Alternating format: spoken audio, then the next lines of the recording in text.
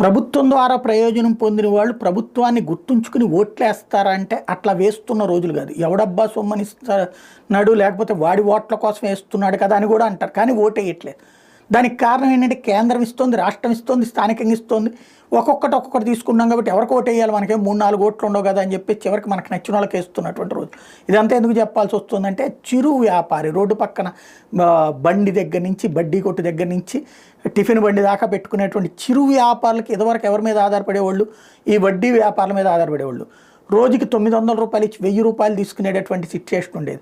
రెండో రోజుకి వస్తే చక్రవడ్డీ లెక్కన మళ్ళీ మిగతా దాంతో కలిపి వేసేటటువంటి సిచ్యుయేషన్ ఉండేది. అలాంటి అనేకం చూసాం. అయితే ఇప్పుడు సీన్ ఏంటయ్యా అంటే ముద్ర కేంద్ర ప్రభుత్వం నరేంద్ర మోడీ వచ్చిన తర్వాత దాన్ని ఇదివరకు ఇక్కడ జగనన్న చేయొద్దు ఇట్లా పేర్లు మార్చుకుని పెట్టుకున్నారు.